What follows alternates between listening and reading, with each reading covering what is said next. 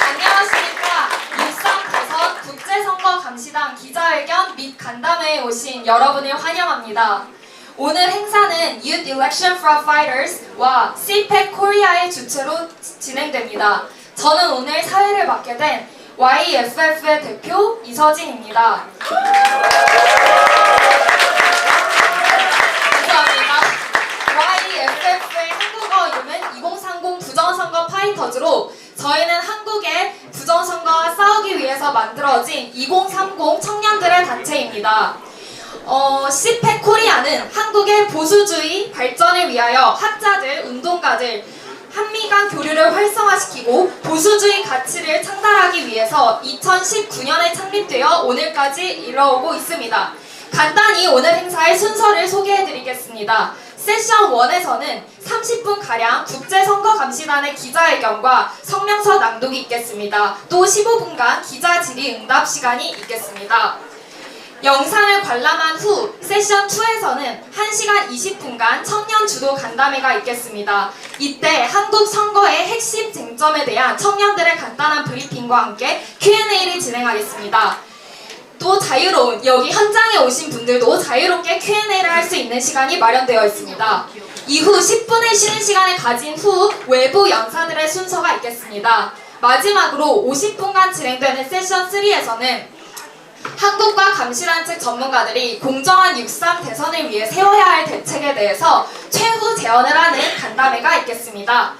네, 다음으로 CPAC 코리아의 공동의장이시자 이화여대 법학전문대학원 교수님이신 최원목 교수님께서 나와주셔서 방한하신 국제선거감시단에 대한 환영사를 전해주시겠습니다.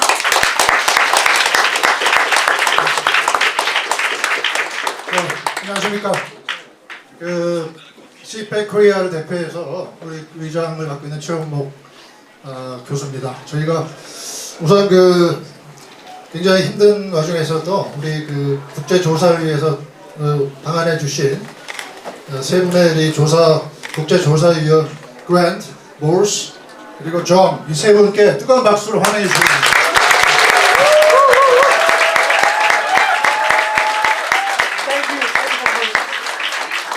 그리고 닥터 테이어라는 분이 또 오셨는데요. 오늘은 참석 안 하시지만 저희와 같이 활동을 하실 거고요. 지금 아마 온라인으로 골든창 변호사께서 연결이 되셨을 거라 봅니다. 그래서 우리 미국에 계신 골든창 변호사가 크게 듣게 환영의 박수를 좀 보내주시기 바랍니다.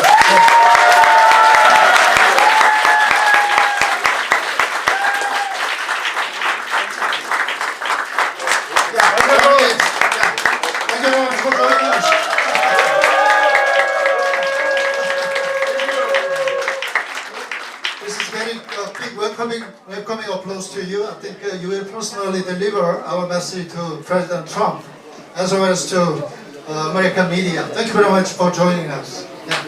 감사합니다. 우리 CPAC 코리아는 국제선거 감시 활동을 위해서 적극적으로 이렇게 참여해 주신 분들을 굉장히 환영하고 특히 우리 젊은이들이 앞장서서 이러한 활동을 이렇게 주관해 주신 것에 대해서 상당히 기쁘게 생각하고 감사드립니다. 이거는 부정선거를 믿고 안 믿고의 차원이 아니고 우리가 계엄과 탄핵까지 겪으면서 대한민국의 행정, 사법, 헌법 기능이 무력화된 상황에서 가장 기본적인 선거의 공정성 하나 이렇게 제대로 조사하지 못하고 있는 상황입니다. 그래서 어느 진영에도 속하지 않은 우리 외국의 그동안 조사 분야의 전문성 확실하게 지니고 있는 분들이 국내에 입국해서 객관적 진실을 조사하고 그대로 국제사회에 보고하기 위한 임무를 띠고 지금 이 자리에 오셨습니다. 이거는 정부 차원의 어떤 공식 조사가 아니고 민간 레벨의 조사라는 걸 분명히 밝히고요. 그게 조금 미스코트 되지 않도록 노력해 주시기 바랍니다. 하지만 우리 민간 조사와 이분들이 앞으로 작성하실 보고서가 우리 한미 정부 간의 공식 조사와 또 한미 정부 간의 부정선거 방지를 위한 공동 노력으로 이어지는 중요한 기반이 될 거라고 믿어 의심치 않습니다. 그동안 수많은 국내 애국자님들의 노력과 희생이 쌓여서 우리의 그 활동이 계속되고 있다는 걸 우리 CPEC 코리아는 기억하고 있고요. 이런 진실 찾기 투쟁을 앞으로 계속 후원하고 저희도 참여할 생각입니다. 사실 이틀 전에 이분들이 인천공항에 입국하셨을 때 천여분의 그 애국자분들께서 외친 거는 단 두 마디 아니겠습니까? Stop the steal, we want freedom. 그거죠. 그래서 우리가 70년 전 인천 상륙작전처럼 어둠이 한반도를 지배하더라도 우리가 그 희망을 잃지 않고 진실만을 찾아서 프리덤을 향한 여정을 이어나가면 반드시 우리가 프리덤을 쟁취할 수 있다. 이게 이번 행사의 가장 큰 메시지고, 이게 분명히 이분들을 통해서 국제사회에 전달되고 미국 정부에도 정확히 전달되리라고 믿으면서 우리 CPEC 코리아와 YEFF는 계속 협력하면서 이런 진실찾기 투쟁을 반드시 계속해 나갈 거다 하는 걸 말씀드리면서 마치도록 하겠습니다. 감사합니다.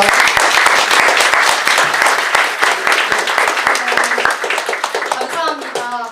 본격적으로 기자회견을 시작하기 전에 우선 국제선거감시단의 인사분들을 간단히 소개해드리겠습니다. 이분들은 미국의 대표적인 안보 선거 전문가 분들이시며 단순 시민단체가 아닌 상징성을 가진 분들임을 말씀드립니다. 트럼프 행정부 시절 전략, 외교, 사이버 안보를 실질적으로 이끄신 분들이고요. 이분들의 입장은 큰 가치를 가지고 있습니다. 우선 트럼프 행정부에서 국제형사재판 담당 특사로 재임하시며 전세계 대량 학살, 전쟁 범죄, 인도에 반한 범죄에 대한 대응을 이끄신 분입니다. 또 북한과 국제인권에 관한 최고 권위자이자 전문가이며 리버티 대학교 로스쿨 학장을 지내시고 현재 리버티 대학 법정보센터의 수석 전무인사로 재직 중이신 모스탄 전 국제형사사법 대사님을 소개합니다.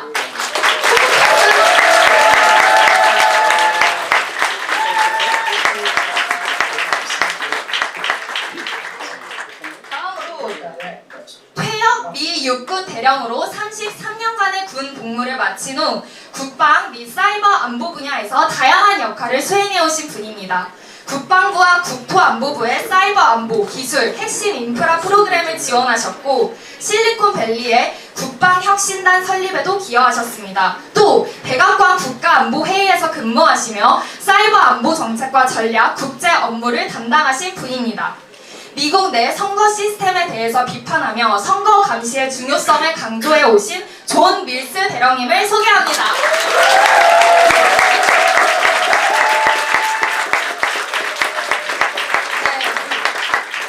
다음으로는 주1 미 해병대 전략장교 출신의 안보 전문가이시자 현재 CPEC 코리아의 미국 대표이신 분입니다. 미 해병대에서 오래 복무하시며 인도 태평양 지역에서 활동하셨고 전역 후에는 안보 분야 싱크탱크에서 연구원으로 활동하고 계십니다. 또 외교관과 기업 임원으로 아시아에서 근무하신 경력을 바탕으로 동아시아 안보 현안에 굉장히 정통하신 전문가이십니다. 2024년에는 방한하여 부정선거 의혹에 대한 현장 보고서를 집필하셨고 2020년부터 일찍이 한국의 부정선거 문제에 대해서 연구해 오신 그랜트 뉴섬 전 미 해병대 대령님을 소개합니다.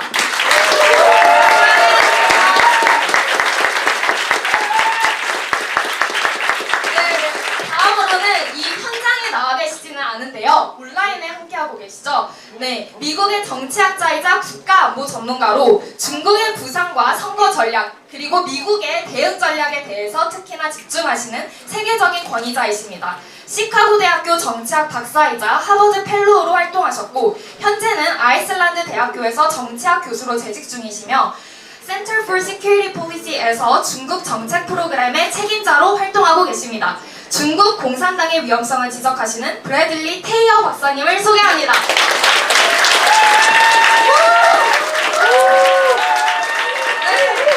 마지막으로 방금 화면으로 뵀는데요. 미국의 변호사 출신 작가이시자 동아시아 문제 전문가로 베이징과 홍콩 등지에서 법률가로 활동하신 경력이 있으신 분인데요. 중국의 붕괴, 또 핵대결, 북한이 세계를 상대로 벌인 게임 등 동아시아 관련 서적들을 집필하신 분입니다. 칼럼니스트이자 폭스 등에 정기적으로 출연하여 중국과 한반도 정세에 대해 분석하시고 CPEC의 이사회 임원이시기도 합니다. 미국에서 온라인으로 참여해주시는 고등차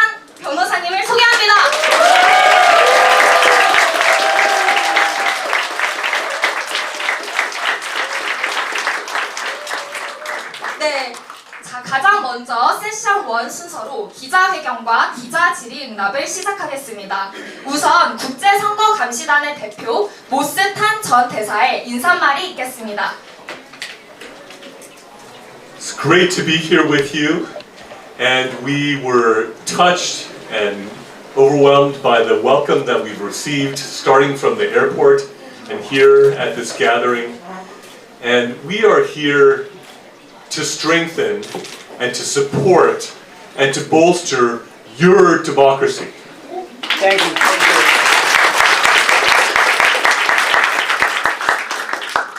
We want the sovereignty of South Korea to be respected, and we want to be a voice against interference in your election.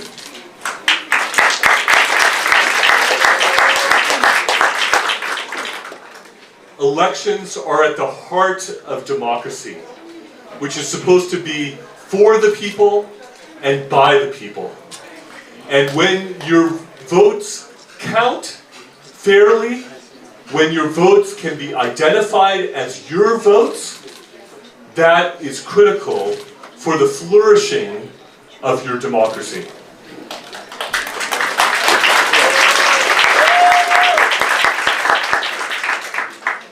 So we are simply calling for a transparent, fair election with integrity. That is what we seek. Nothing more, nothing less, nothing else.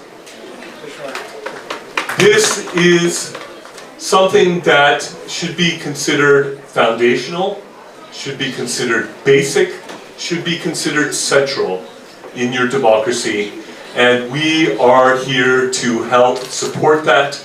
We are here to examine evidence in regards to that. I am an attorney, Gordon Chang's an attorney, Grant Newsham is an attorney. We have those who are experts in terms of election integrity, John Mills and Brad Thayer, both experts in terms of potential external interference. And we are here to try to gather evidence and let it be known through a report after our examination what is the state of this election and the democracy here in South Korea.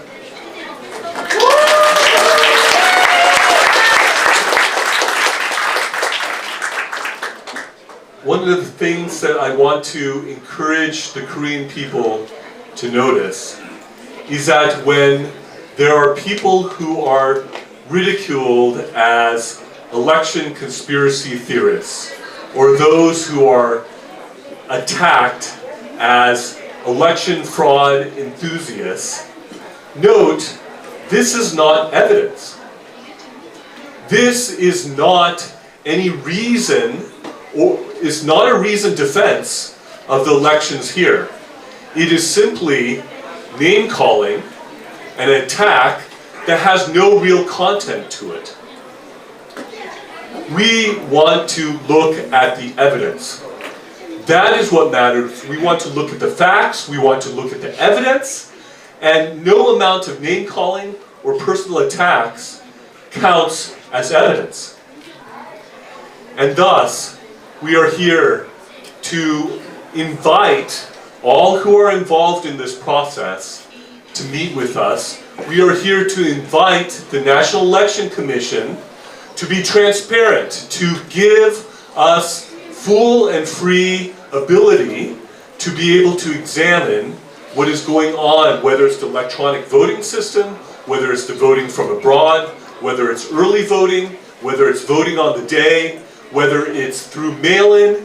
We are simply here to bring to the light, bring to the sunlight what it is that is happening with respect to the elections here. And let me say this, that if there is nothing to hide, then they should welcome that. They should open up and allow us to see everything in regards to the election. We are here also to meet with those from all sides, of the political arena and spectrum. And so we invite that. I will mention that further in the official document that we will be sharing later. But whether it's media, whether it's the candidates themselves and their camps, whether it's the National Election Commission, we are willing to meet with all of them to get a full sense of the actual evidence and facts of what is going on here, and if these parties are confident in what they're doing. If they are sure that what they're doing is in accordance with law, and in accordance with ethics, and it's in accordance with the way elections are supposed to be conducted in a transparent and in a fair way with integrity, then there should be a willingness to meet with us. So we invite that, and we also want to challenge those who are questioning our being here, that they should be open to meeting with us and sharing with us and proving to the Korean people that what is happening is transparent, fair, and has integrity. Thank you.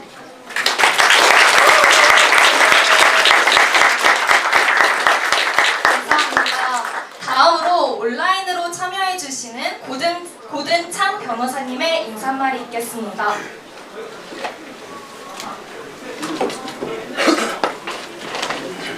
네. Gordon Chang, could you please start your speech? Well, thank you so much. Let me start with two personal notes. First of all, at this critical moment in Korea's history, it is my great honor to be able to participate in this event.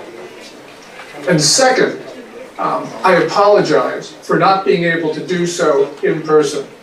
I've got some personal and family and other commitments that prevented Lydia and me from traveling to Seoul.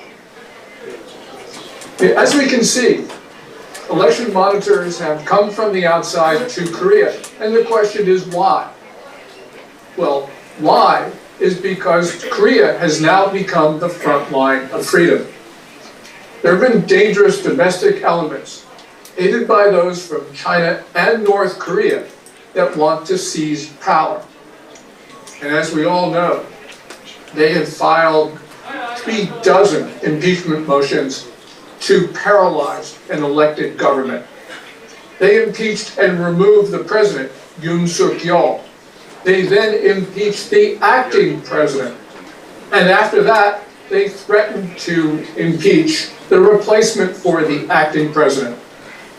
Now they are trying President Yoon for insurrection, a charge that carries the death penalty.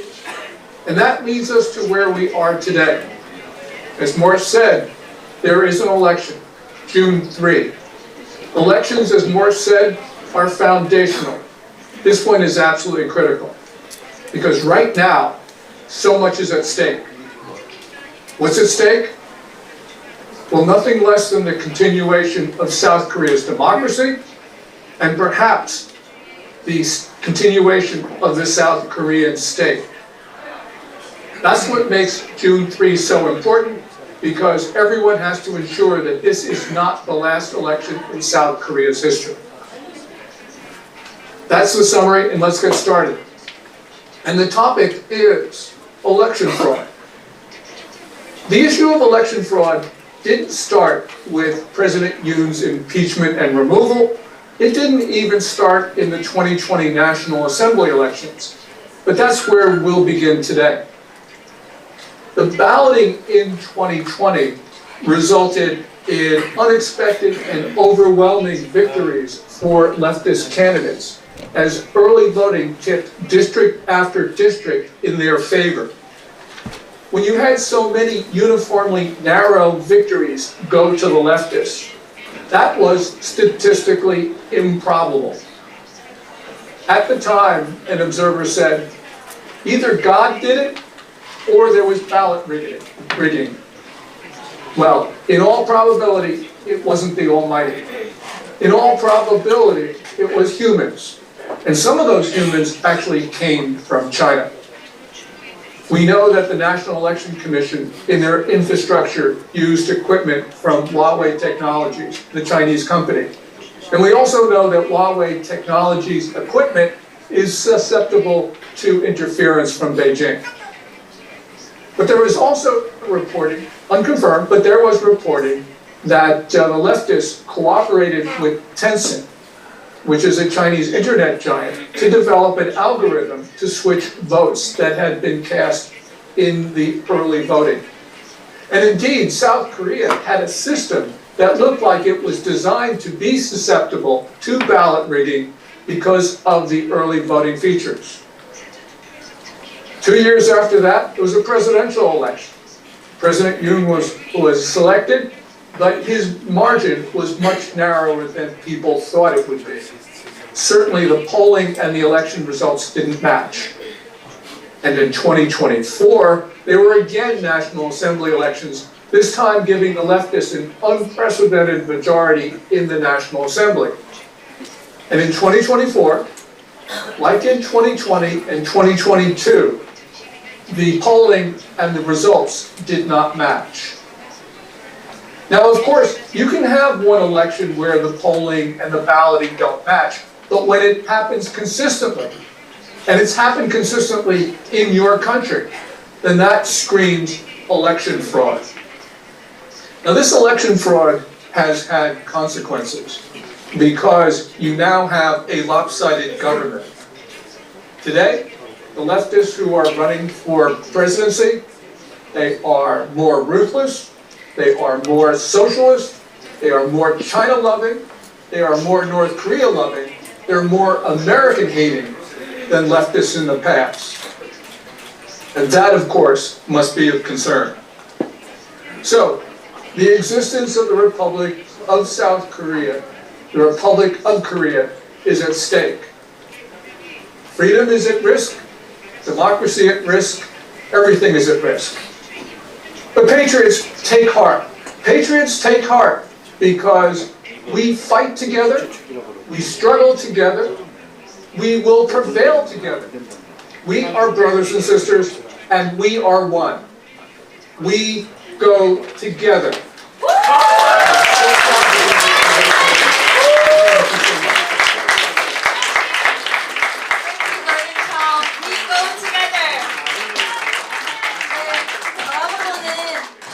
자리해주신 감시단 세 분께서 각각 기자회견문을 발표해 주시겠습니다. Okay. Yeah, you could start your Okay, I start. first. Okay. Yeah, I'm Colonel retired John Mills. It is an honor to be with you in Korea. Thank you very much. My own father-in-law was wounded twice here in 1950. Wow. The United States and Korea have a special bond forged in blood, fire, and steel. South Korea is America's closest friend of any country in the world. And that's why we're here. We want to make sure we provide some oversight that there is a fair and free election. Fair and free elections are foundational to a constitutional republic.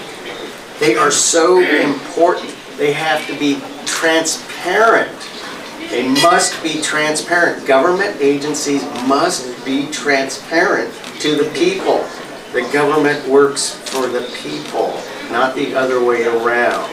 So all government agencies need to be fully sharing on what is going on and how they do their process. And elections, they have to be simple. Simple. Simple is good. Taiwan is a great example of just a wonderful, wonderful election process full of integrity. Paper only, one day, you must show up to vote. It's hand counted right there on the spot. And they have all the results done by early evening on the same day. That's amazing. And they have very little complex information technology. Simple is good. We're here in the spirit of the Carter Center for Democracy also, which has set kind of the standard for election monitoring. That's why we are here as the National Election Integrity Association, to provide some monitoring to ensure transparency in this election. And it's the right of the citizen to ask questions. It's the right of the citizen and groups to investigate and look over elections. Calling somebody a conspiracy theorist, that's anti-democratic. You are shutting somebody down. That is wrong. That's censorship. In America, we went through that for 4 years. So a citizen asking questions is the right thing to do. That's what holds government accountable. So anybody who is here that is doing that, you are doing the right thing. Don't let anybody tell you otherwise. And any attempt to silence you is anti-democratic and wrong. So Korea is facing a very important decision here coming up on June 3rd. It's the future of Korea. It's the future of your relationships. Which partner do you want to be closest to? I'll just be frank. Is it the United States or is it China? That's the decision. That's what's going on here. So we want this to be fair and free and let the people decide. We're concerned with this whole concept of early voting and overseas voting. It's already clear that that is an opportunity for malfeasance, just like in America. We're experienced with that. So this early voting thing, overseas voting, very concerning, very concerning. So we thank you. It's an honor to be here, and we want to fight, fight, fight for Korea.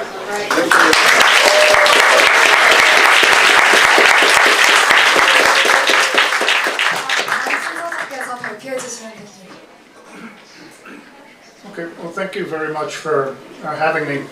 My name is Grant Newsham. I first got involved in the question of possible election fraud, irregularities in South Korea in 2020. I was asked to come to South Korea and take a look at what had happened in the National Assembly elections in April of that year, and I didn't have much to do, so I was glad to get a free trip to South Korea. And I didn't think I was going to find anything. I thought this would just be another case where an election has a surprising outcome. And elections often turn out in ways you don't expect. So I thought I would spend a couple of weeks in South Korea and then go back home. And once I started my inquiries and started to talk to South Korean witnesses who had raised these concerns, I realized there was something here. And these were excellent witnesses. They spoke about what they knew. They were experts in their specific fields. They didn't talk about things they didn't know. They didn't speculate. They provided facts. And I'm a lawyer, like 2 out of every 3 Americans, it seems. But I know something about witnesses in court. And of the 22 main witnesses I talked to, at least 20 of them would have been outstanding witnesses. And what they were telling me was this story of very serious election manipulation fraud, ranging from fake ballots, different questions about the electronic ballot sorting, the counting machines. The entire NEC network was easily hacked. It seemed like that was a problem, and there's procedural problems. There was a lack of transparency in the counting sites. Observers and monitors were not allowed to do their jobs. They were harassed. It seemed as though the National Election Commission was partial. It was not impartial, as international law requires it to be. And just one thing after another. And Gordon Chang mentioned one of the gentlemen I spoke with was the former president or dean of KAIST, sort of South Korea's MIT, and he said, as Gordon, he told me, he said, look, it was either God did it or it was rigged. And he also used the word, he said, well, the results here were artistic, which if you know what it means in English, it's basically saying it's made up. And when a gentleman like this is testifying to this, and he has nothing to gain from it, I knew there was something really wrong, that had happened. And it was an absolute eye-opener. And then I looked at, I know a little bit about, actually now I know a lot about international election law. And it wasn't just the counting of the votes, the outcome, it was also what happened afterwards. When you have the right to challenge an election, you think something is wrong, you have the right to bring that up. And even under South Korean law, these claims have to be addressed within 180 days. There were well over 100 cases that were raised. None of them were addressed within 180 days. Most of them were never addressed. And that is obviously a huge, huge problem. And anyone who challenged this, you could get arrested, you could get punished, you would be humiliated, ridiculed. You didn't have a very good life. And all you were doing was asking for your rights as a citizen of South Korea and rights under international law to be enforced. And you saw the treatment that these people got, these were good, decent citizens. And this was how they were treated for saying, look, we think there was something wrong in this election. And that was combined as well with allegations of foreign influence, and I think those are quite likely to be the case as well. And you noticed in all of this, the South Korean media was nowhere to be seen. The media wasn't interested in this, partly because they had been, the parts of it that might have been interested really were knifed in the back during the Moon Jae-in administration. And to the point the media was not performing its role, so you could see the problems facing South Korea because its electoral system was in trouble. But all you would hear is, well, these are baseless charges, conspiracy theories. And I used to be an intelligence officer with the Marines. And whenever somebody tells me there's nothing to see and to go away, I know there is something to see. And if you don't want me to think that, well, just show me, be transparent. And they couldn't do it. So I'm still here, obviously, and I've kept an eye on South Korean elections. I followed the 2022 presidential election, same problems. The 2024 election, the same problems. And I would note that when it comes to the question of electronic hacking and manipulation, well, in 2023, from I think, July to September, the National Intelligence Service checked out or examined the National Election Commission's electronic systems, and they ran wild. They could do anything they wanted, and to include the steps you take to rig an election. And they did it only because there was a popular outcry, and it had been revealed that the North Korean Lazarus Group had regularly hacked the NEC's systems. And what would the NEC tell you? Nothing to see here. No problems at all. So this is 2023. That's a few years after the 2020 election. The 2024 election's the same basic problems. So the last thing I would note that really what's the reason I'm still here, or come back, is that the evidence is out there. The evidence has been presented. And my group, or the group that I worked with, we wanted to make sure that the evidence that we found in 2020 did not become like a myth or a fairy tale, but we wanted to memorialize it, make sure that it's in concrete form, and that anyone who wanted could examine and challenge it. And it's actually in these two big volumes. And to my knowledge, to date, no government, no media, National Election Commission, nobody has examined it, and nobody has said we're wrong. And that's what we want to hear. So the information is here, as I said. These things weigh about 10 pounds each, it seems. But even more recently, you have documented reports by, say, the former Prime Minister, the fine gentleman, Mr. Hwang Kyo-an, that has specific details as well. And nobody challenges it. And that tells you something also. So the facts are there, the facts that nobody is looking into it, suggests there's still a lot of work to be done. And ultimately, I'm here, and my colleagues as well, we're here because of what really freedom-loving Koreans who are worried about their country have done. It's not us who've figured all this stuff out. So it's, I feel it's an obligation to actually come and say what I think is going on here. So I appreciate you having me here, and I apologize for speaking so long just now. Thank you.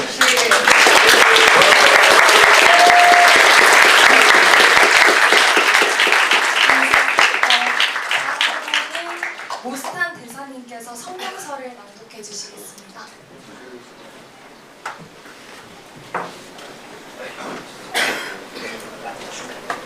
This is the National Election Integrity Association statement of the election monitoring team. We have it in writing. We will make it available, and I will read this to you. 이것은 국제선거감시단의 성명서이고요. 저희가 이것을 적어왔고 하나하나씩 읽은 다음에 여러분들이 가질 수 있도록 제공을 하겠습니다. There is great precedent that has been set by the Carter Center for Democracy in the important role of the election monitoring team that are independent and not aligned with a government. We are here in that same spirit and model. 카터 센터는 정부와 독립적인 선거 감시단, Election Monitoring Team, 이후로 줄여서 EMT라고 하겠습니다. 중요한 역할에 있어 훌륭한 선례를 남겼습니다. 저희는 같은 정신과 모델에 따라 이 자리에 왔습니다. Transparency and accountability are foundational to a trusted election process. 투명성과 책임감은 신뢰받는 선거 과정을 위한 기본 요소입니다. The election process should be as absolutely simple as possible. The more complex the election process, the more likely there are opportunities for errors and fraud. 선거 절차는 가능한 한 단순해야 하고 선거가 복잡해질수록 오류와 부정의 가능성도 커집니다. The United States allows many EMTs not aligned with the government from other countries, and they are given great freedom and access to the election process. 미국은 외국에서 온 정부와 무관한 EMT의 활동을 허용하고 있으며 이들에게 선거 과정에 대한 광범위한 자유와 접근권을 보장하고 있습니다.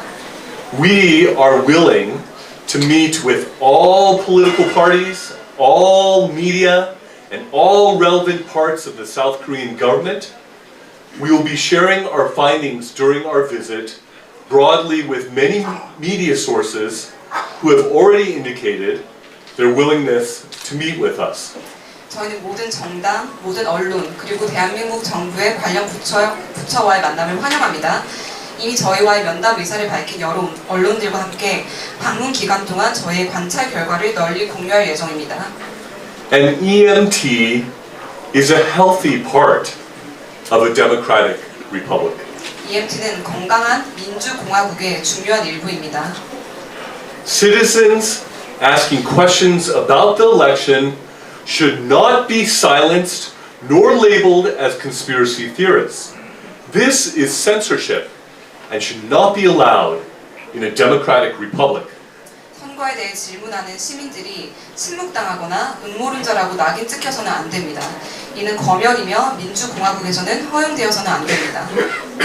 An EMT shows the citizens of South Korea the United States cares and is paying attention.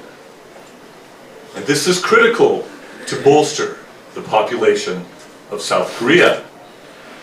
Polling has shown that the trust and confidence in the election system is low.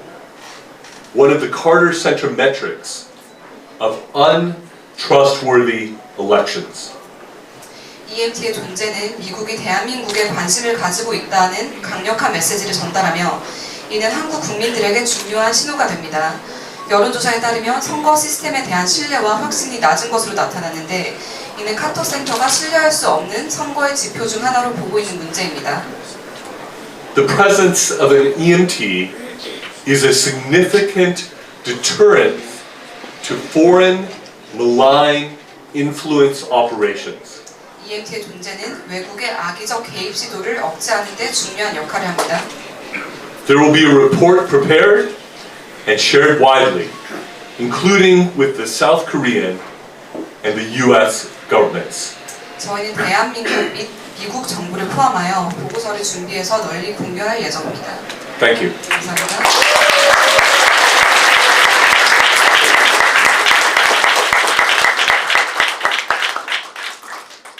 네, 감사합니다. 다음으로는 국제선거감시단 분들에 대한 기자들의 질의응답 시간이 15분간 진행되겠습니다. 참석해주신 기자분들은 손을 들어서 국제선거감시단 인사분들께 질문을 해주시기 바랍니다. 손을 들어주시면 제가 지목하도록 하겠습니다.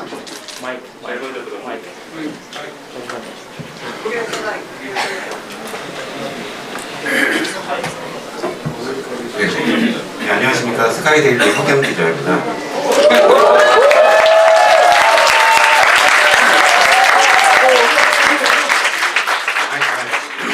I'm journalist Gilmore, working for the conservative newspaper, daily newspaper, Sky Daily. I just wondering, first of all, I welcome all of you for helping us to have a fair and transparent election. Thank you for this. And recently, the National Election Commission accused me of writing a false article.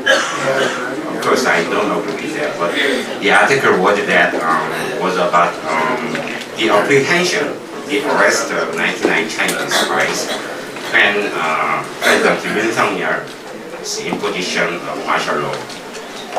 And finally, they were to capture the Chinese spies were transported to a U.S. base, I heard, in Japan's Okinawa, and some of them involved in the interference of U.S. election were transported to U.S. mainland. So finally, where they confessed all charges, the election interference. So I just wondering, there is an easy and best way for South Korea presidential conservative candidate to win easily the election. That's, I think, if United States government officially announce or officially make public that it happened, that's true. In case unfortunately, former President Yoon Suk-yeol may return to the presidency, like a slogan, Yoon again. I still believe Mr. Yoon is my only president of South Korea. So I'm still wondering why United States holding the city without offering.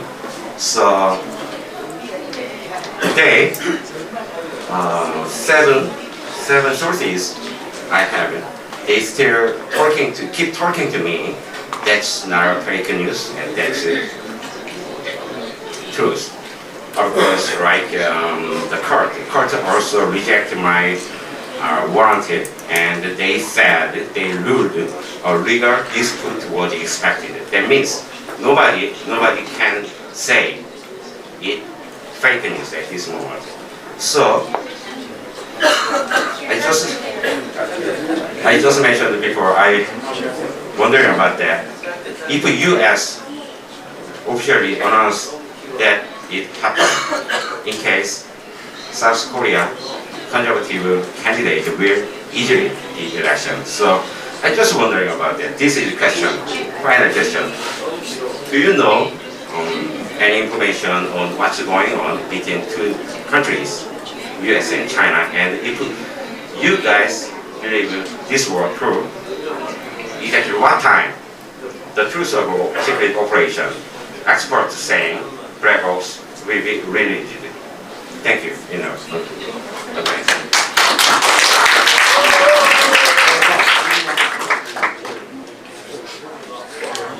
I'm not aware of anything from the U.S. government that is corroborating an operation as you describe it.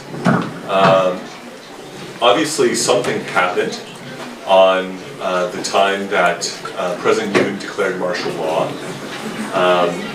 I don't know if we have all the facts presently in terms of what happens. I'll also say that if a covert operation happened, I don't know if it would be publicly disclosed. And so I do think that a fair inquiry into what happened is a good thing. I do think that there should be freedom for the media and the press and free speech as well. But I don't have any insight in terms of what may or may not have covertly happened. I do not know anything of any details about this, so I'm not in with the U.S. government. I'm not read on to any of these details. But I will tell you, is the mic working? Okay. But I am concerned about Chinese malign influence. This whole Moon Jae-in signed the agreement on police training with China. This is unbelievable what's going on in South Korea. This is Hong Kong 2.0 all over again. This is how they took down Hong Kong, was infiltrating police units into Hong Kong. I saw it coming. It's very dangerous. The South Korean government is allowing Chinese personalities, Chinese nationals, to be police officers in South Korea. How can this be going on? That is malign influence. That is absolute. I'm just citing the memorandum of agreement between Moon Jae-in and China on this. Why would South Korea allow Chinese police in? And what about Chinese are allowed to vote in local elections? This is the same problem that happened in America with illegal aliens commingling on the legal vote at the national level. Very dangerous again. So clearly there is a rush of Chinese malign influence operations. We don't know about the National Election Commission. They appear to be, the National Intelligence Service says they have great concern over the security of the election, yet the National Election Commission says it's safe and secure. We've heard that before, okay? In America we heard that. It's a lie. Anything can be hacked into. Every government agency, including the National Election Commission, should be subject to audit, to investigation. No government agency is above that. So that is really, the manifest evidence is out there already in Chinese police, Chinese voting. South Korea, please, we can't allow this. So it is ongoing, and I just point to Moon Jae-in's memorandum with China.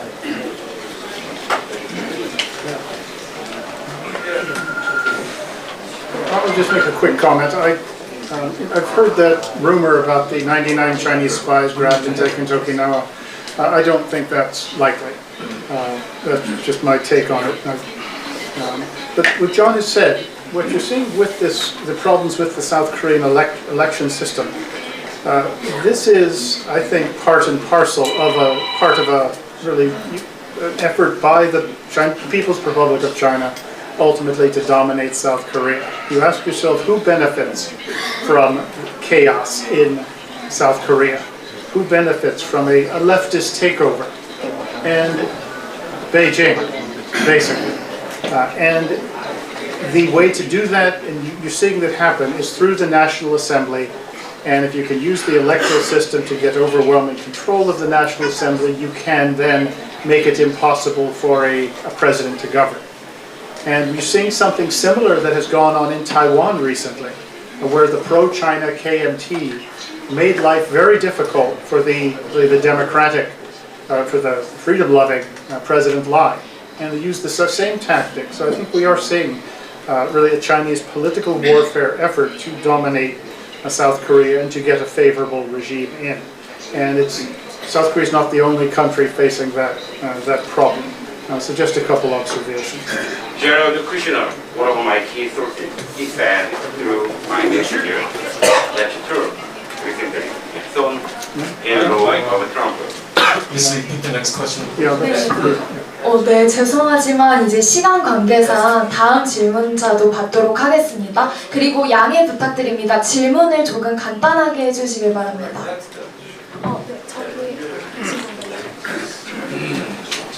Hello, this is Chana from Channel Q News. It's nice to see you again. Thank you so much. I hope you have a good time of rest.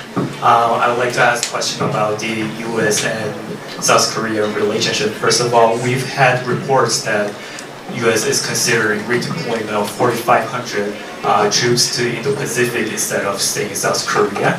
So, as South Koreans, we are afraid of that a little bit. But how likely is it? That's my first question.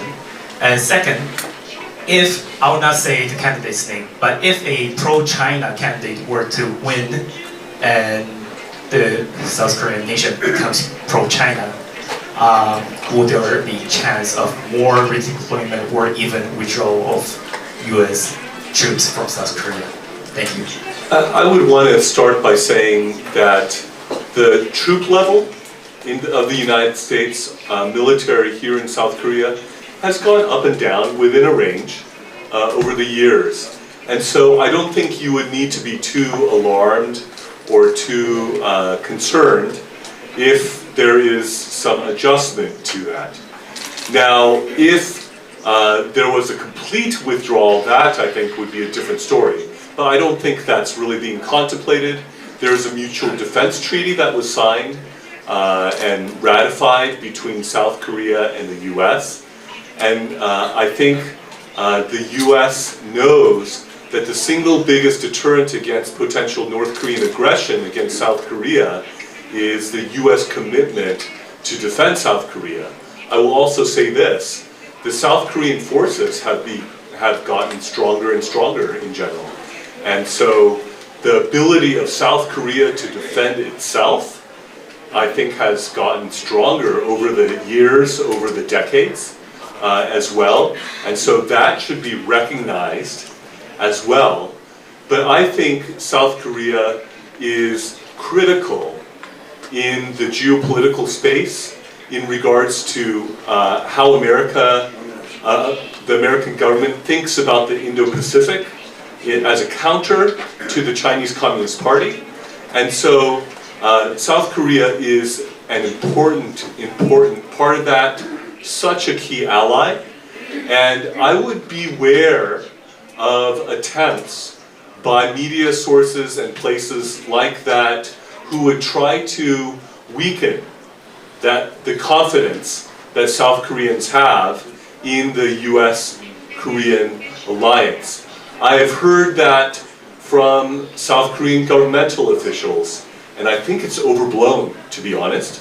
I don't think President Trump has any intention to just give away South Korea. I don't think President Trump has an intention to say, okay, North Korea, Chinese Communist Party, if you want to take over South Korea, go ahead. I don't think that is his approach or his position. And so be careful. There are, in America, for example, sources too that would try to undermine your confidence in the United States, in President Trump, in the alliance. And I would be cautious before you put too much weight on those sorts of sources, because it is a very special relationship and alliance that the US and South Korea share together.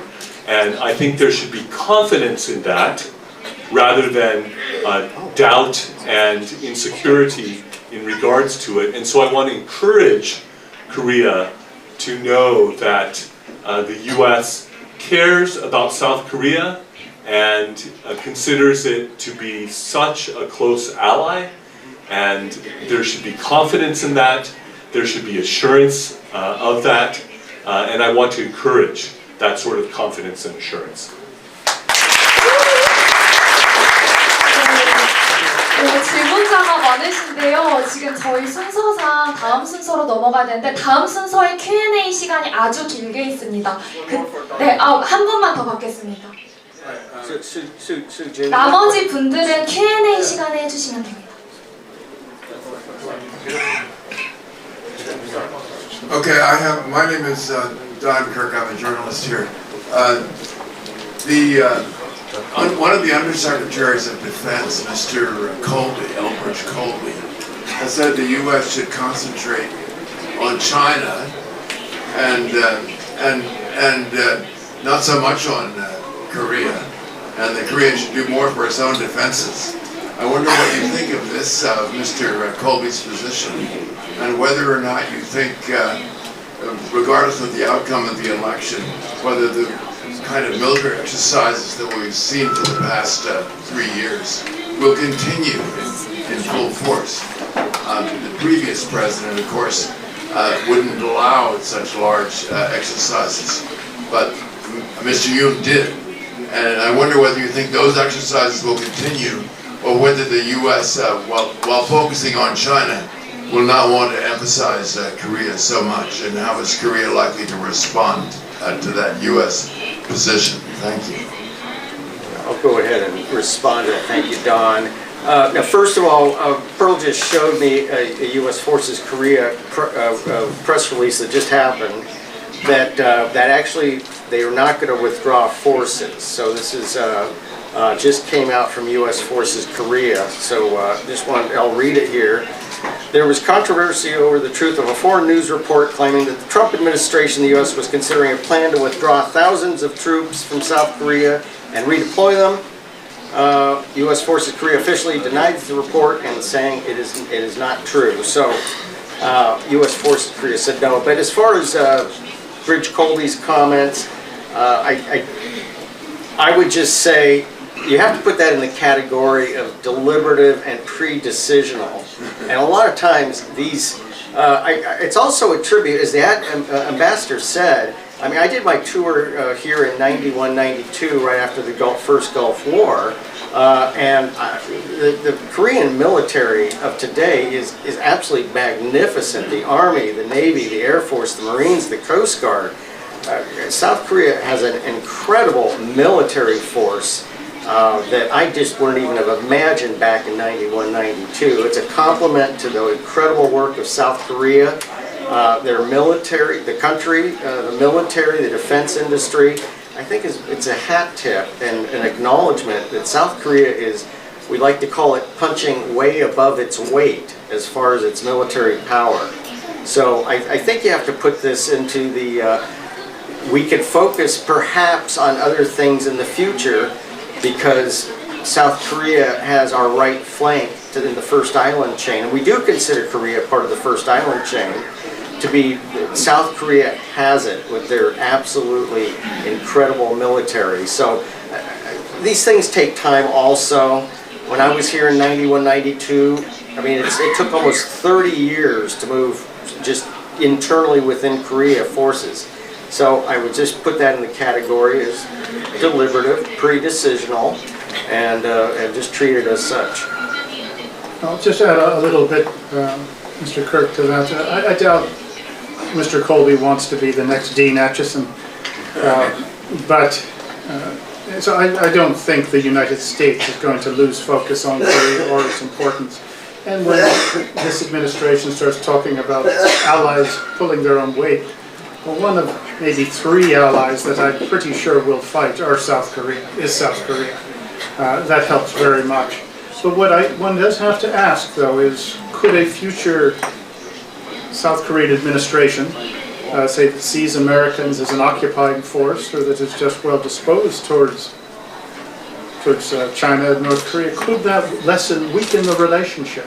And even though people say it can't because it's such a rock-solid relationship, well, we've seen sometimes this happen over time. If you look at the U.S. relationship with Turkey, with Venezuela, there used to be very strong military relationships, and over time, when a certain type of leader gets in, things shift. So that is something that does need to be considered, and I hope that the relevant people on the U.S. side are paying attention.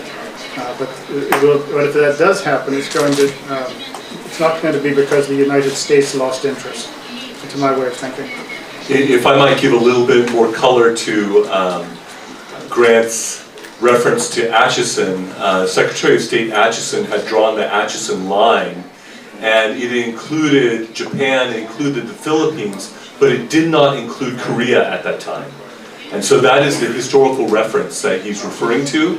And so I think we think that was a mistake, right? We think that was not the right line to draw.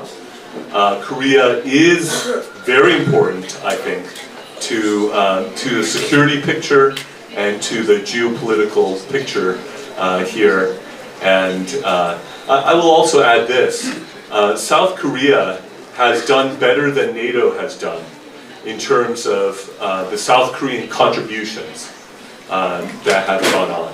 And I want to applaud South Korea for that because I think the South Korean government and military takes defense seriously. Having said that, there were indications that there was funding reduced in key areas of military and counterintelligence and things along those lines, and that is a concern.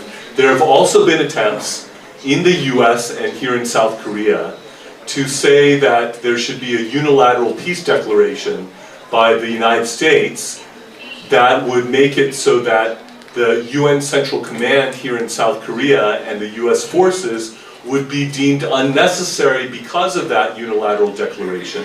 I think that would be a dangerous move, and I don't think that should be done.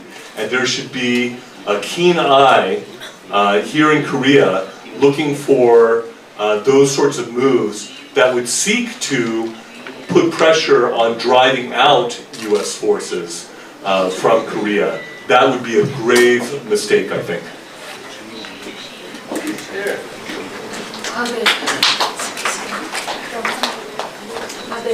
네, 감사합니다. 네, 질문을 다음 순서에 받겠습니다. 다음으로 잠깐 그 YFF에서 준비한 한 2분짜리 영상이 있는데요. 영상 상영해주세요.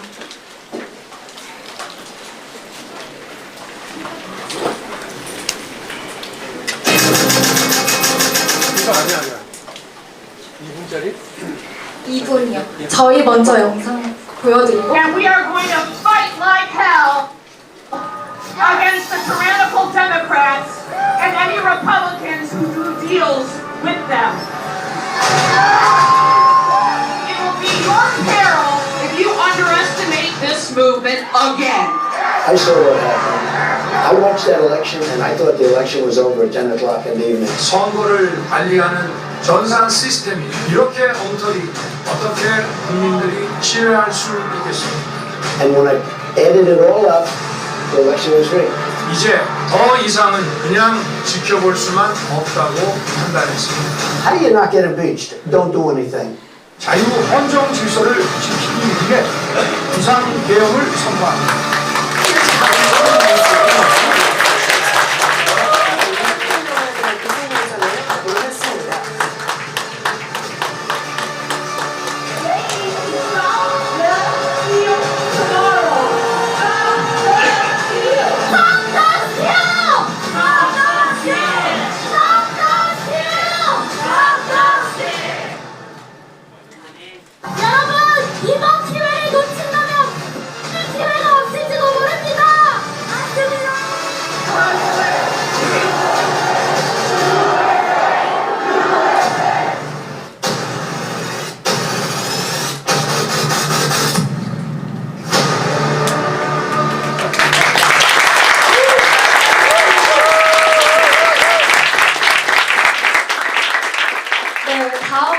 이번에 부정선거 신의 작품인가라는 한국의 부정선거를 다루는 다큐멘터리 영화를 내신 감독이신 이영돈 PD님의 영상을 상영하도록 하겠습니다. 자리를 앞쪽으로 좀 자리를 볼 수 있게.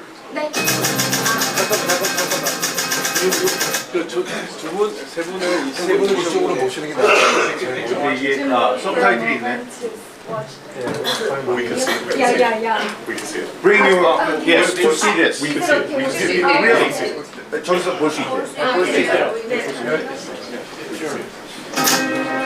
불을 끄는 게 나을 것 같습니다. 성권이가 그 가림막 속에서 조명 끄라고. 완전히 외부 통제 없이 스스로 정말 썩어가고 있거든요. 그게 제일 큰 문제라고 생각합니다. 조명 좀 꺼주세요.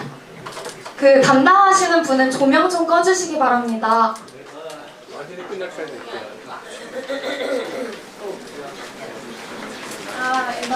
오케이. 그냥 진행하겠습니다. 요거 하나 끄면 되겠네.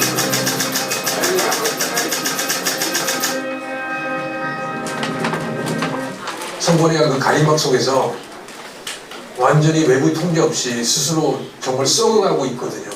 그게 제일 큰 문제라고 생각합니다. 헌법기관인 선관위가 썩어가고 있다. 기가 막힐 일입니다. 선관위가 대법원과 헌법재판소, 신문, 방송 등 제도권 언론들에 의해서 철저히 보호되고 있다는 것입니다. 더욱 놀라운 것은 공당인 민주당도 선관위의 보호세 역할을 자청하고 있다는 점입니다.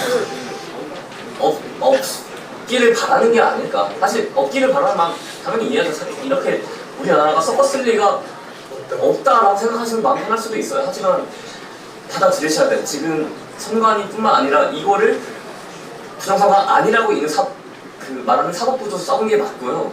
이거를 드러내지 않는 언론도 썩은 게 맞고요. 이런 부정선거 관련 영상들을 알고리즘에 노출하지 않게 하는 유튜브 코리아도 썩은 게 맞습니다. 지금 정부가 다 썩어 있는 게 맞고, 지금 이 대한민국의 위기 상황을 좀 인식을 하셔야 된다고 생각을 해요. 그리고 서울대 통계학과의 명예 교수이신 박성현 교수의 조선일보와의 인터뷰 기사를 접했습니다.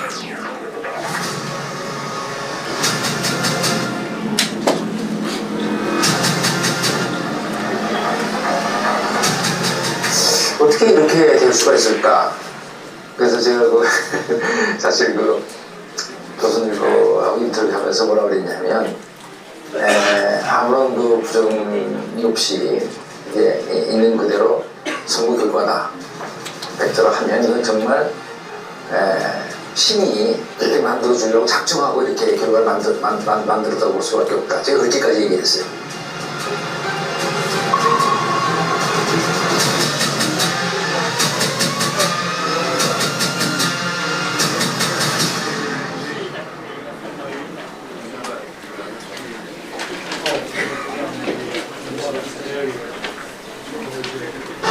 인천 연수울에서 통합당 민경욱 후보를 꺾은 민주당 정의정 후보는 사전투표에서 6,000표 넘게 더 얻으면서 승리했고,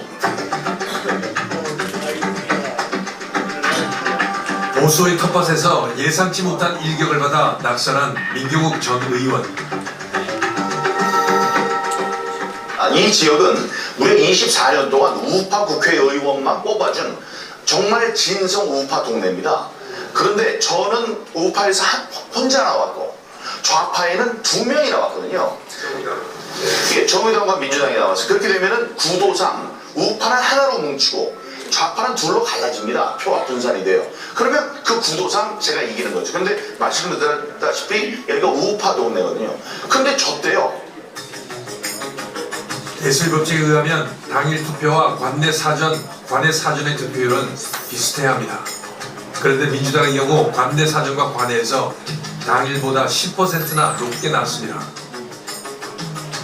반면 미래통합당인 민경욱 당시 후보의 경우 당일 득표율보다 7.2%나 낮게 나타났습니다.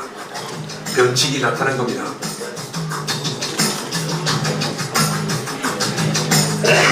가상의 상황을 가정해 보겠습니다. 당일 투표에서 민주당은 40%, 국힘은 50%를 각각 얻었습니다. 그렇다면 민주당은 관내와 관내 사전에서도 40%를 얻는 게 정상적인 겁니다. 국힘은 관내 관내가 각각 50%를 얻어야 합니다. 그런데 민주당 후보가 관내와 관내에서 15%씩을 더 얻고 국힘은 15%를 덜 얻는다면 이는 조작이 있다는 증거가 됩니다. 좌우가 대칭이든 그래프도 달라집니다. 여러분이 21대와 22대 총선에서 많이 보셨던 그런 그래프로 바뀝니다. 부정이 있었다는 겁니다. 강서구청장 선거 그래프입니다. 사전과 당일 투표 그래프가 적절히 대칭을 이루면서 김태우 당시 국힘 후보가 승리했습니다. 서울 강서구청장 보궐선거 사전투표가 오늘 마무리됐습니다.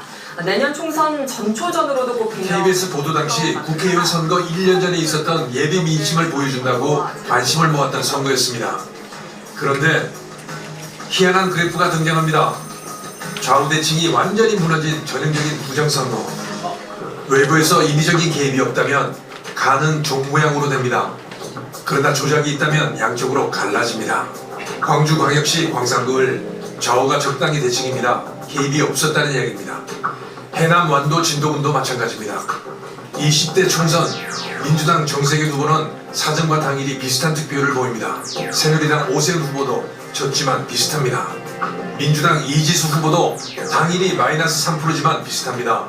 새누리당 지상욱 후보도 36, 37 비슷합니다. 이것이 정상입니다.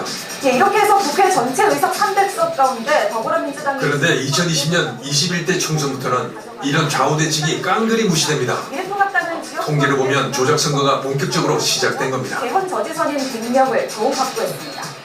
20대 총선은 종 모양 정상입니다. 서울에서 21대 총선은 외부 개입이 본격화되면서 대소의 법칙은 완전히 깨지게 됩니다. 그런데 희한하게도 전북과 전남은 그대로 종 모양이 유지됩니다. 대소의 법칙이 이곳만큼은 지켜진다는 겁니다. 전국 3,551개 선거동에서 더불어민주당은 무려 3,347곳에서 사전선거에서 이겼고 반면 국민의힘은 3,487곳에서 졌습니다.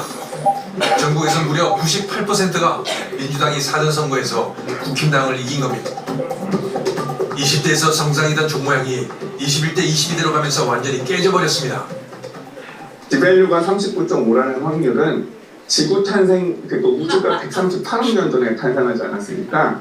그러니까 우주가 탄생하고 바로 오늘까지 매일매일 로또 1등을 할 확률이 한 수십 번, 수백 번 반복해서 일어나는 정도의 확률입니다. 그러니까 지금 당장 내일 태양이 갑자기 확장해서 폭발하는 그 확률이 이 확률보다 더 높습니다.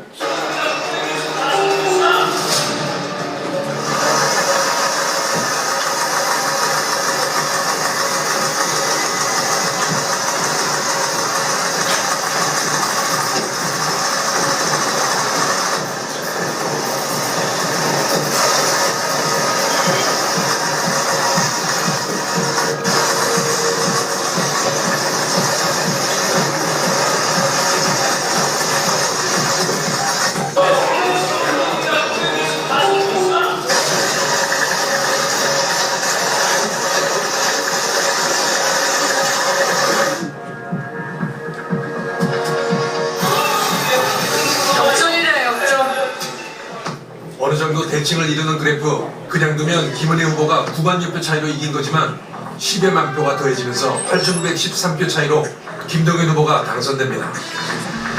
인천 계양을도 마찬가지입니다. 이재명 후보가 등장하면서 전국적인 관심을 끌었던 인천 계양을. 그러나 결과는 원희룡 후보가 당일은 이기고도 사전에서 큰 표차로 져서 낙선합니다. 만 표가 외부에서 더해진 것으로 보입니다. 작년 22대 총선은 21대보다 더 큰 차로 벌어집니다. 조작이 점점 심해지는 양상을 보이고 있는 겁니다. 정상적으로는 사전 투표와 당일 투표가 비슷한 투표를 보여야 합니다. 유독 사전 투표에서만 민주당이 우세를 보입니다.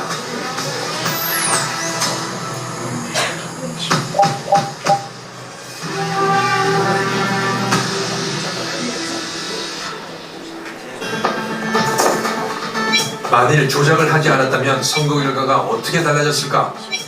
20대는 크게 달라지지 않았습니다. 조작을 많이 하지 않았다는 이야기입니다. 그런데 21대는 조작을 하지 않았다면 크게 바뀝니다. 놀라울 정도입니다. 22대 총선은 더더욱 달라집니다. 조작이 없었다면 말이죠. 숫자를 가지고 조작을 하면 재미있는 통계 결과가 나옵니다. 보시죠. 와우.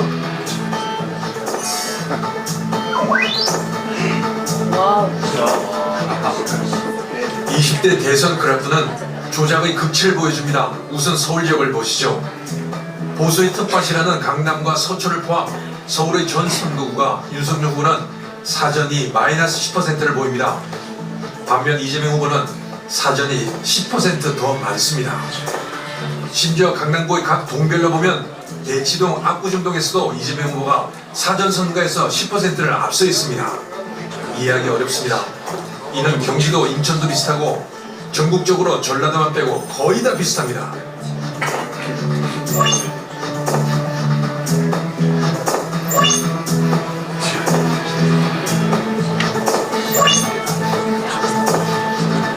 이게 이제 이런 현상도 그렇고 또 다른 여러 가지 특이한 현상이 계속 확률적으로 일어나기 힘든 현상이 자꾸 일어나잖아요. 그러면 이런 것들이 이렇게 동시에 다 일어날 수가 있을까? 그런 생각이 들거든요. 그 예를 하나 들게요. 너무 좋은 예가 될지 모르겠지만 어느 집안에 예를 들어서 뭐 부모가 있다 해요. 아버지 아빠가 있고 애들도 있고 그런데 교통사고를 항상 날 수 있는 거죠. 죽을 수 있잖아요. 근데 아버지가 어느 날 교통사고로 돌아가셨어요. 그것도 사실은 귀한 확률이지만 있을 수 있죠. 근데 같은 날 어머니가 또 다른 동네에서 교통사고로 돌아왔었단 말이에요. 네? 둘 다 각자는 일어날 확률이 적지만 이게 동시에 일어나고 이랬으면 이거 뭐 의심해야 되잖아요. 그럼요. 이건 아버지하고 어머니를 죽이려고 어떤 사람이 작정했을 수도 있잖아요. 맞습니다. 사람이 하지 않아서 신이 그렇게 했을 수도 있고 그렇잖아요. 그러니까 이렇게 기이한 확률을 가진 사건들이 여러 개 일어난다면 이거는 우리가 어떤 특별한 의심을 가질 수도 있다. 저는 이렇게 생각이 되더라고요. 이걸 보면서.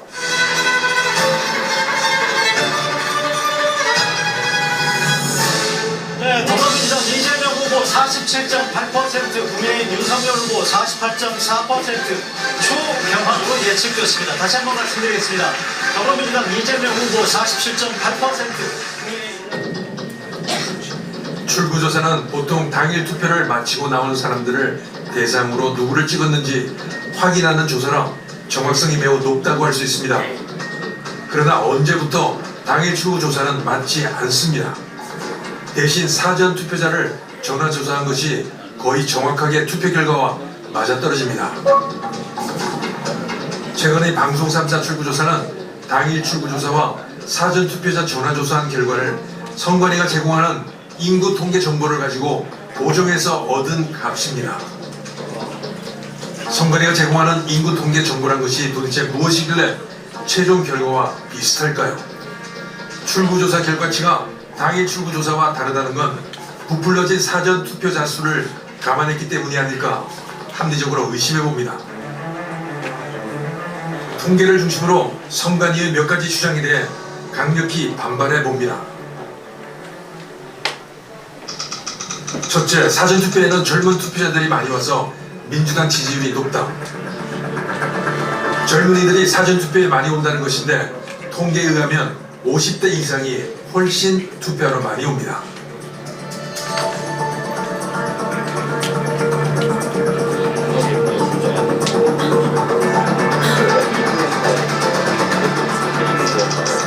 민주당 지지자들은 사전투표를 많이 한다. 국힘 지지자들은 당일 투표를 하고 민주당 지지자들은 사전투표를 많이 한다는 것인데 20대 총선을 보면 젊은 투표자들은 관내 사전투표를 많이 하러 온 것으로 나타났습니다.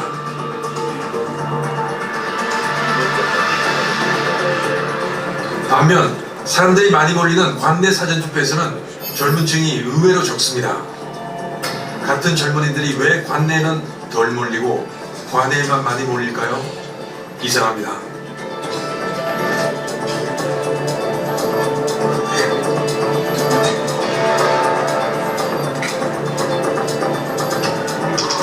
세 번째, 사실 민주당 지지자들은 사전투표를 많이 하지 않습니다. 그래서 많이 한 것처럼 조작이 필요한 것이죠. 이건 매우 중요한 산포들을 보면 알 수 있습니다. 민주당 지지자들이 사전투표를 많이 한다는 것이 입증이 되려면 사전투표율이 높으면 득표율이 높아야 합니다. 그런데 정반대입니다. 저는 통계학자로서 이게 사전투표에서 민주당 지지층이 뭉창성대 몰려나갔다는 것이 통계적으로 증명이 안 된다. 가상 인정해도 이게 채택이 안 되는 거예요. 민주당 지지자들은 사전투표하러 많이 나오지 않았다는 말이 됩니다. 오늘은 특별한 친구를 만나는 날입니다. 안녕하세요. 이빈님 반갑습니다. 제가 이빈님 여인이랑 팬인데 부정선 거 같이 너무 고맙습니다.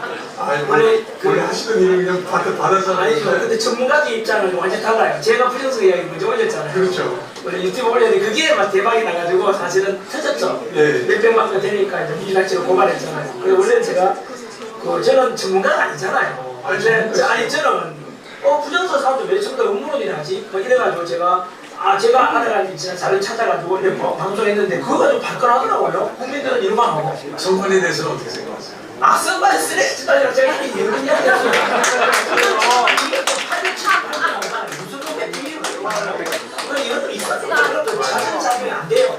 선반이는 이게 투자 관리, 그 다음에 해킹 위험, 서버 관리, 그 다음 사전 조작, 사전 선거에 대한 문제점, 이미 드러난 거죠. 얼마나 많은 거예요. 그래서 언제 또 쓰레기를 안 했어요. 쓰레기까지는. 그 자전자가 안 되는 거 감사원에 감찰 안 할까. 헌법재판은 하지 말라 그랬잖아요. 왜냐면 독립기관이라고. 그 독립기관이라고 이 자식들 말이야. 입법부 사고 했는데도 독립시켜놨는데 그걸 이용해서 그냥 저지르잖아. 무슨 분이 걸려. 잘생겼다.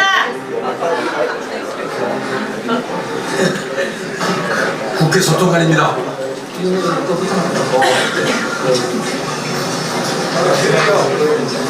언제까지 할 거예요? 정말 죄송한데요. 공정하고 투명한 선거를 위한 요구사항을 아니요, 전달하기 위해 영상 기자회견을 정지 좀 시켜주세요.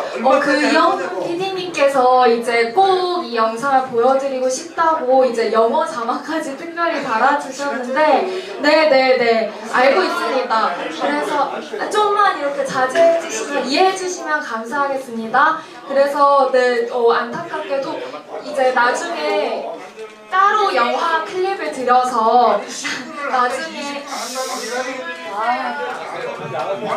중요한 자리입니다, 여러분. 여러분, 저분 밖으로 나가는 좀 해주시고요. 지금은 질서를 지켜야 할 자리입니다, 여러분.